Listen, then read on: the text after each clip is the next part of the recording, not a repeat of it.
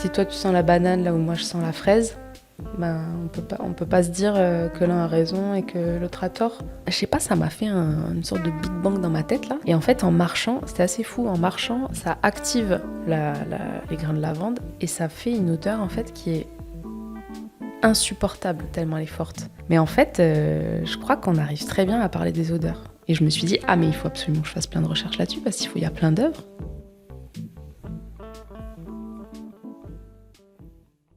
Bonjour, je m'appelle Samuel Roland, je suis parfumeur indépendant et responsable de la parfumerie chez Kams. Vous êtes sur Parler du nez et aujourd'hui je reçois Sandra Barré.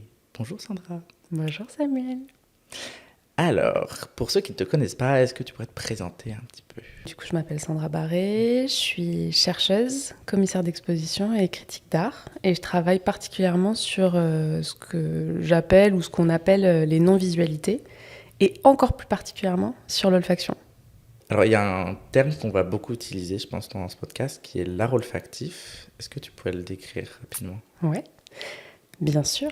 Alors, l'art olfactif, c'est un terme qu'on a utilisé depuis les années 90-2000 pour rassembler toutes les œuvres d'art qui émettent des odeurs.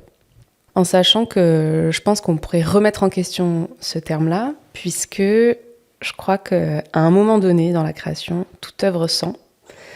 Donc on pourrait envisager que tout art est art olfactif. Aujourd'hui, la majorité des œuvres sont visuelles. Pourquoi est-ce qu'un artiste choisirait de travailler un médium olfactif?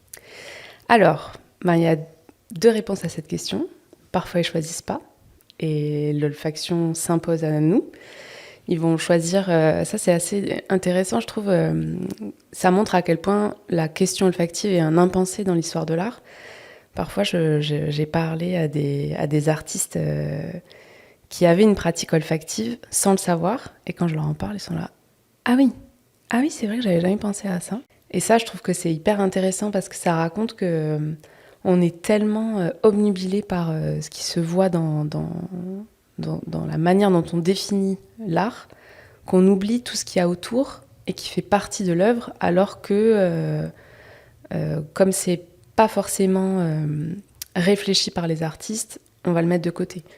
Et ce qui est assez fou, je trouve, dans la question de l'olfaction, c'est que, en fait, la place des spectateurs et des spectatrices est beaucoup plus centrale, puisque c'est ce qu'on va respirer qui va raconter que l'œuvre sent. Et après, pour les artistes qui utilisent l'odeur sciemment, il y a beaucoup d'artistes qui utilisent l'olfaction pour des raisons déhiérarchisantes, dans le sens où, comme l'odeur est un médium qui est très subjectif, on respire avec ce qu'on est, avec l'histoire qu'on a, avec les référents qu'on a. Quand un artiste ou une artiste va proposer une œuvre olfactive, c'est comme s'il se détaché de l'interprétation qui va pouvoir être faite de l'œuvre et qu'il l'a laissée entière à la personne qui va respirer l'œuvre. Et ça, c'est quelque chose qui intéresse beaucoup les artistes, de faire une proposition et de la laisser libre à l'interprétation. Première chose. Donc voilà, cette question de la subjectivité. Et deuxième chose, il y a aussi la question de la mémoire qui est hyper importante dans l'olfaction, comme on sait. Et donc pour certains artistes, ça va être vraiment une manière, utiliser l'odeur va être une manière d'aller toucher en profondeur la mémoire des spectateurs et des spectatrices. Et enfin, il y a aussi une raison qui est presque systémique, je dirais, enfin, dans un rapport très environnemental, dans le sens où il y a des artistes qui pensent leurs œuvres comme des sortes d'écosystèmes. Il y a quelque chose de l'ordre du vivant quand on respire une odeur. Dans le monde de la parfumerie, c'est un petit peu dévoyé puisqu'on va extraire l'odeur du vivant. Mais dans le monde vivant, chaque chose qui vit a une odeur. Et ça, c'est quelque chose qui va être intéressant pour réfléchir à cette dimension d'écosystème et de symbiose pour beaucoup d'artistes. Et le fait d'utiliser l'odeur va permettre de recréer ces écosystèmes dans le milieu muséal. Donc toi, tu travailles plutôt du début du XXe siècle jusqu'à aujourd'hui. Est-ce que tu peux nous faire un petit point, une petite précision sur ton travail en tant que chercheuse? Faire un point, c'est un peu intense là. Je ne sais pas si je vais pouvoir te résumer, mais par contre, je peux te parler de ma recherche actuelle. Je suis en train de faire une thèse sur justement comment les odeurs peuvent être considérées comme un médium plastique. Je parle aussi du versant politique de l'odeur. Comment est-ce que, grâce à l'odeur, on peut confronter différentes vérités, chose qui n'est pas du tout... je trouve aujourd'hui ça résonne particulièrement fort avec notre climat politique, dans le sens où, comme je te disais tout à l'heure, comme il n'y a pas de nuancier imposé sur les odeurs, chacun vient avec ce qu'il est ou ce qu'elle est, et on ne peut pas dire à l'autre non mais c'est n'importe quoi ce que tu sens, puisqu'on sent avec ce qu'on est. Et ça, c'est vraiment quelque chose qui est accepté. Si toi tu sens la banane là où moi je sens la fraise, ben on peut pas se dire que l'un a raison et que l'autre a tort. Donc du coup on dit d'accord et nos vérités cohabitent. Comment tu es arrivée à ce sujet et à t'intéresser à l'olfaction particulièrement? En fait, ça a été plusieurs circonstances. La première, c'est assez intime et personnel, mais j'étais un peu dans une remise en question du fait que je me suis rendu compte que quand on était femme et qu'on grandissait en tant que femme, il fallait être belle. Waouh, breaking news. Et en fait, ça me saoulait. J'avais pas envie de prendre du temps et d'être du coup tout le temps dans cette idée de comparaison. Et je me rappelle très bien d'un moment qui était assez intense là pour moi. J'étais dans le métro et je voyais les campagnes de pub de Princesse Tam Tam. Et c'était insupportable pour moi. J'étais là, mais je n'ai pas envie de voir ces personnes. Ça me saoule de voir ces filles en maxi affiche hyper grande. Et ça m'a saisi de voir à quel point je me disais, mais c'est vraiment des images, ces filles, alors que derrière ces corps, il y a quand même des êtres humains, quoi. Et je me disais que ça nous racontait vraiment à quel point le corps féminin était considéré comme étant une image. Et du coup, ça me faisait réfléchir à la question d'image et à cette mise à distance très forte que le visuel impose dans les musées, enfin dans l'histoire de l'art en général. Et en même temps que ça, donc ça c'était vraiment il y a une quinzaine d'années, voilà. Et en même temps que ça, j'ai rencontré l'œuvre de Julie Séfortier, La Chasse, qui est une œuvre qui est vraiment, qui a été vraiment très très importante pour moi, dont je parle tout le temps parce que je lui dois beaucoup. Je vous la décris, sur un grand mur, il y a des dizaines de milliers de mouillettes qui sont accrochées. Donc ça fait une espèce de forme comme ça abstraite blanche. Et sur 3 espaces différents, l'artiste a vaporisé 3 parfums. Un qui sent le sang, un qui sent la bête et un qui sent l'herbe coupée. Et en fait, elle, son intention de départ, c'était de recréer une sorte de tableau de chasse où il y a un personnage, la biche, donc qui est symbolisé par l'odeur de l'animal, un lieu, la prairie, symbolisée par l'odeur de l'herbe, et une action, la chasse, qui donne son nom à l'œuvre, symbolisée par le sang. Donc déjà, c'est une œuvre qui est hyper intéressante parce que ça raconte comment est-ce qu'on peut on peut avoir une narration avec l'olfaction.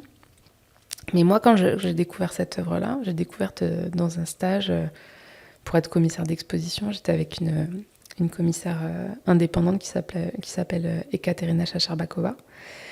Et elle m'avait demandé de faire un dossier et je rencontre cette œuvre comme ça sur papier. Et en fait, je me dis, mais c'est incroyable de voir comment l'odeur va déterminer ce qu'on voit. Si on sent l'animal, on va voir une fourrure là, dans cette espèce de forêt de poils de mouillette. Si on sent le sang, on va avoir quelque chose de musculeux, d'un peu cellulaire, voilà. Et si on sent la prairie, enfin l'herbe coupée, on va avoir une prairie. Et ça m'a, je sais pas, ça m'a fait une sorte de Big Bang dans ma tête, là, qui répondait à mon objet, enfin, à l'idée du canon de beauté féminin. Et je me suis dit, ah, mais en fait, il y a autre chose que la vue qui peut nous faire penser, qui peut nous faire avoir des réactions et qui peut peut-être même nous caractériser. Après, donc là, on passe sur la question du parfum.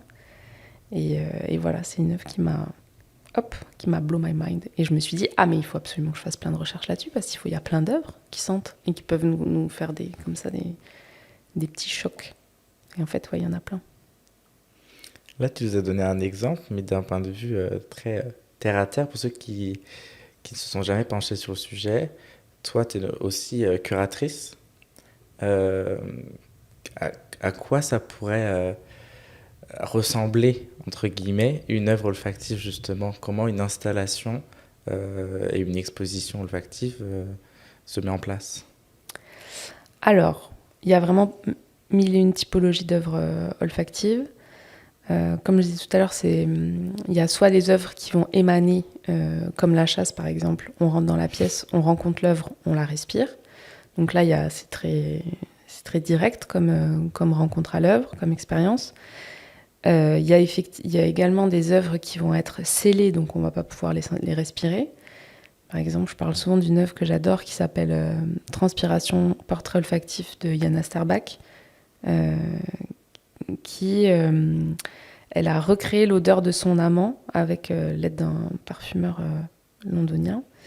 Et elle l'a enfermé dans une fiole qu'elle a travaillée stylistiquement. C'est magnifique, c'est une espèce de grande bulle en verre.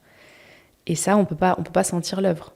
Donc on doit faire confiance à la légende de l'œuvre, au cartel, qui nous dit que c'est la recréation du parfum de son amant. Et je trouve que c'est hyper beau parce que ça raconte... toute une intimité et en même temps la fugacité de la proximité quoi, qu'elle a voulu garder et enfermer. Donc voilà, ça c'est les deux typologies. Mais après, il y a vraiment mille et une manières de créer l'odeur. Et donc il y a soit par le parfum, effectivement, comme on le voit avec Juicy Fortier et Jana Starbuck, mais il y a aussi par l'émanation des matériaux de l'œuvre elle-même. Par exemple, j'avais exposé un artiste qui s'appelle Florian Varenne, qui travaille beaucoup sur les contrastes et qui avait fait, enfin, et pas que, hein, mais bon, et voilà, et qui avait fait une œuvre qui s'appelle 1000 fleurs, où il avait présenté un parterre de lavande, de grains de lavande, sur lequel on pouvait marcher. Et en fait, en marchant, c'était assez fou, en marchant, ça active les grains de lavande et ça fait une odeur en fait qui est insupportable tellement elle est forte. Et donc, c'est pour ça que je parlais de contraste, parce que là, dans cette œuvre-là, il raconte que tout est une question de dosage et de maîtrise. Une odeur qui est censée être apaisante, la lavande qui a plein de propriétés aromatiques, qui calme les douleurs, qui calme les migraines. Voilà. Là, en marchant dessus, en l'activant et en ayant qui remplit la pièce, ça devenait insupportable. Ça pique les yeux, ça va pas, quoi. Et donc ça, par exemple, c'est une œuvre qui est assez forte et en même temps qui naît de quelque chose issu de la nature qui semble pas... Enfin, c'est futé comme œuvre, je trouve. Et donc, comment on est commissaire ? Eh ben, on est commissaire je pense comme dans n'importe quelle manière d'être commissaire avec n'importe quel médium, mais en connaissant les œuvres. Et je pense que si là où il y a une précision, c'est que plus on connaît et plus on expérimente les œuvres qu'on va pouvoir exposer, plus on les étudie, plus on va pouvoir envisager comment elles peuvent vivre dans l'espace. Et ça, c'est vraiment hyper important. Et c'est vrai que du coup, ça me fait penser aussi à la question de la définition de l'art olfactif, dont je n'ai pas parlé tout à l'heure, mais qui est hyper important, c'est qu'il y a la présence du corps qui est obligatoire pour vivre une œuvre olfactive. Comme on ne peut pas dématérialiser les odeurs, ben, on est obligé d'aller à l'œuvre, pour pouvoir sentir son odeur et pour pouvoir vivre l'œuvre de manière complète. Alors évidemment, c'est le cas également pour les œuvres qu'on voit, mais aujourd'hui, avec la dématérialisation et avec le fait que les œuvres on peut les voir sur nos smartphones ou sur nos téléphones, on a tendance à oublier qu'il faut qu'on se déplace à l'œuvre. Avec l'olfaction, on ne peut pas oublier, on est obligé d'y aller. Oui, ça c'est un point que tu relèves aussi dans un écrit que tu as fait avec Mathilde Castel sur les dispositifs olfactifs au musée. Mm. Et c'est vrai que la présence physique, c'est une séparation qu'on a. Et un deuxième point qui est important et qui joue sur l'art olfactif, c'est la question de la conservation. Est-ce que tu peux nous en parler un petit peu plus ? Mais bien sûr. Et justement, ouais, c'est intéressant que tu parles de ça parce que je pense que l'un des freins en tout cas l'une des causes qui a fait que l'olfaction était un impensé dans l'histoire de l'art, c'est justement cette question de la conservation, puisque nos musées et nos systèmes, la manière dont on a écrit l'histoire de l'art, c'est axé sur ce qu'on pouvait conserver de la création des artistes. Généralement, parce qu'il y a énormément d'historiens et d'historiennes de l'art qui travaillent justement sur ces œuvres qui ont disparu. Parce qu'en fait, on se rend compte que on ne peut pas tout conserver, en fait.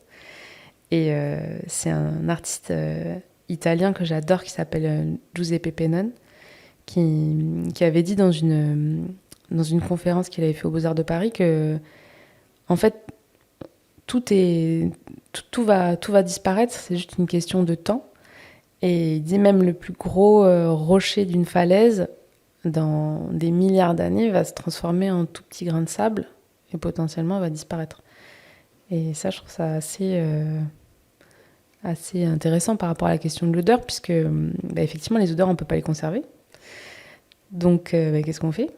Soit on accepte que l'art olfactif ne se conserve pas, ce qui me semble assez beau, et on essaye de documenter et de laisser des témoignages des œuvres olfactives, chose qui n'est pas du tout le cas encore aujourd'hui dans les musées, dans les collections. Il y a des œuvres olfactives, mais par contre, cette présence olfactive n'est jamais notifiée, ce qui est un petit peu dommage, je trouve.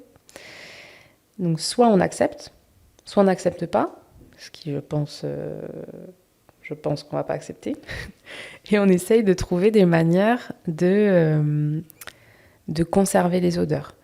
Et c'est un peu ce que j'essaye de faire avec plusieurs artistes et avec l'Osmothèque de Versailles, et qui est d'autant plus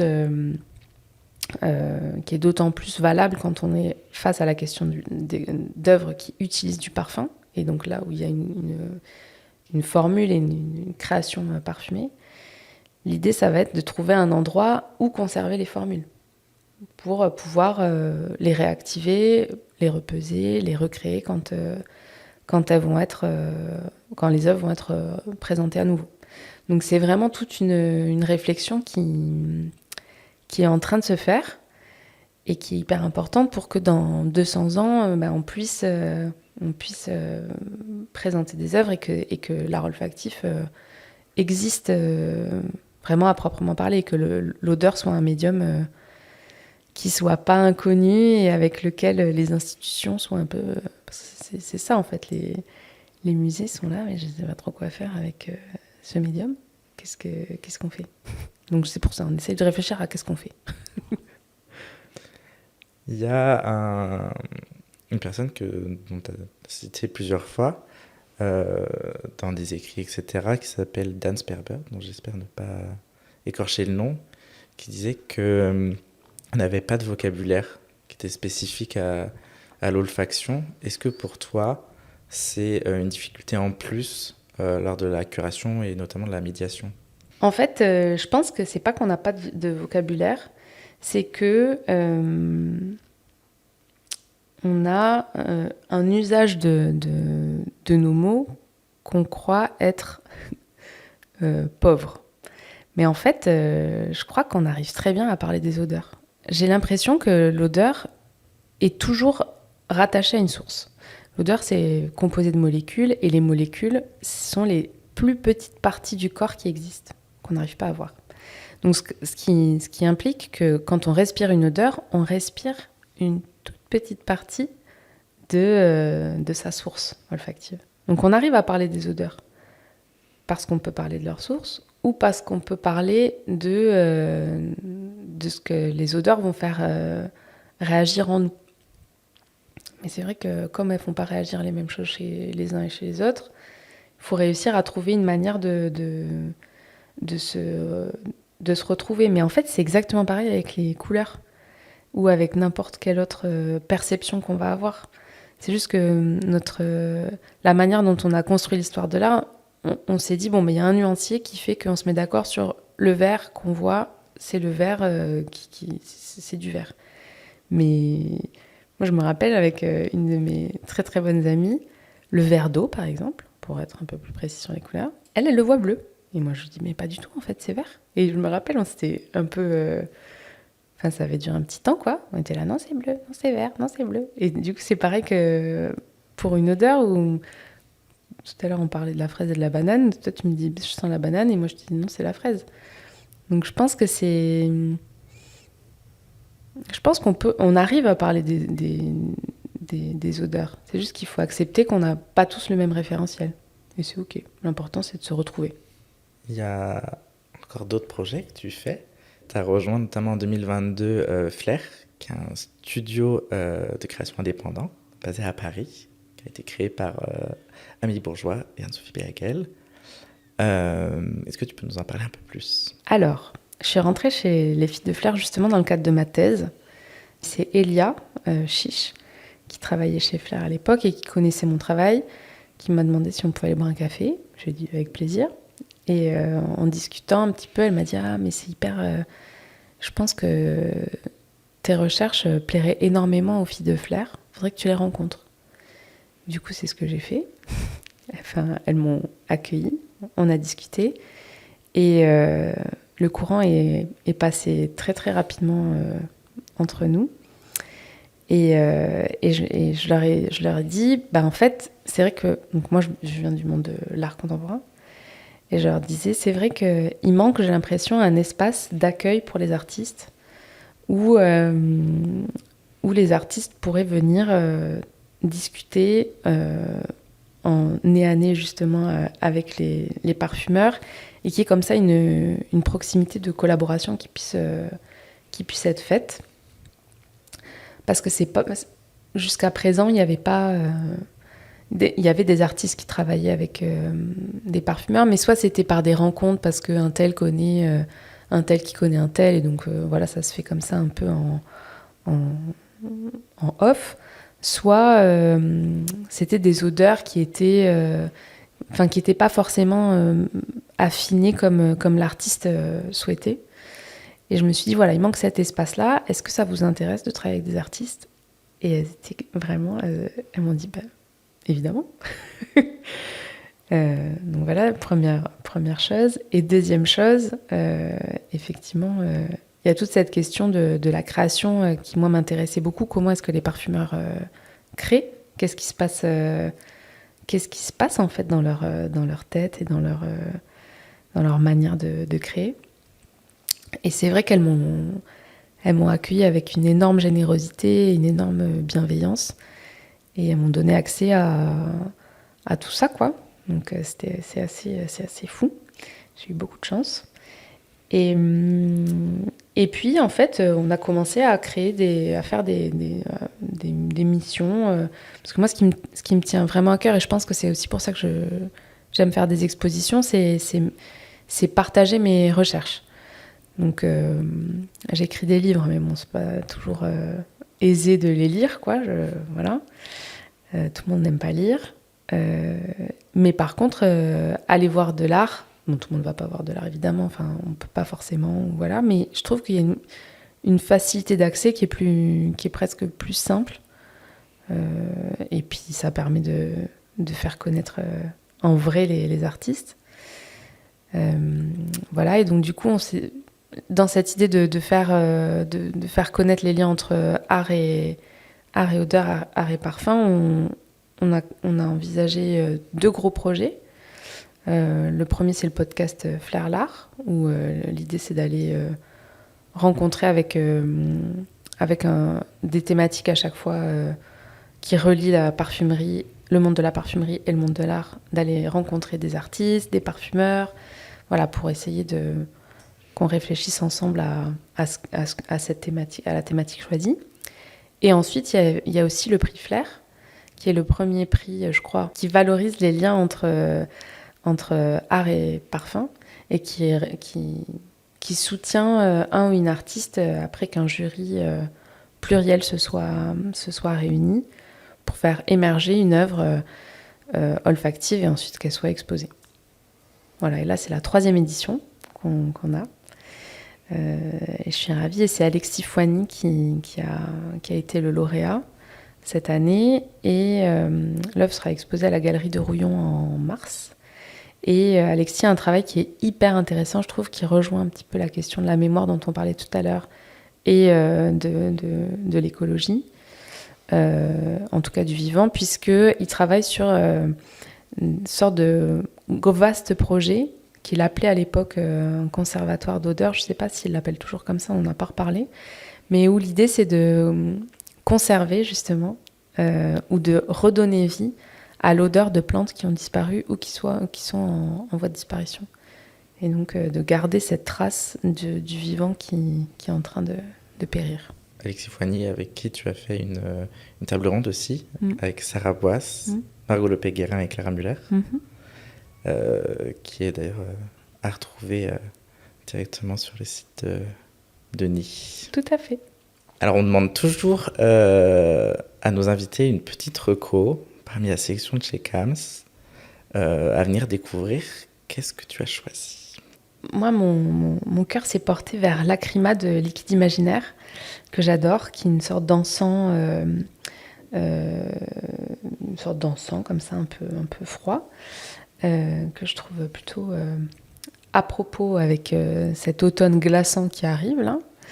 Et je trouve que le sujet de cette série est vraiment hyper beau. Les filles m'ont raconté qu'elles avaient pour mission de travailler sur les humeurs et de les mettre en flacon. Et c'est vrai que c'est hyper bien fait, je trouve, en toute objectivité. Et c'est vraiment un sujet qui est artistique, c'est assez drôle. C'était aussi la vocation de Jo Burgard, qui a été la première lauréate du prix Flair, de travailler sur les humeurs. Alors évidemment, les productions sont très différentes, mais c'est assez beau de voir que finalement, ce qui meut la création peut être observable aussi bien dans des marques de niche qu'auprès des artistes.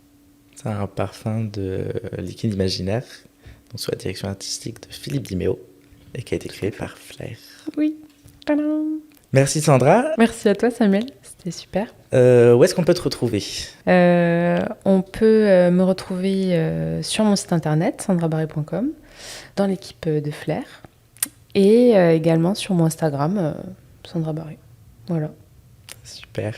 Je précise que toutes les références qu'on a fait, que ce soit littéraire ou artistique, seront dans les descriptions et dans la bio. Super. Merci beaucoup. Merci. À bientôt. À bientôt.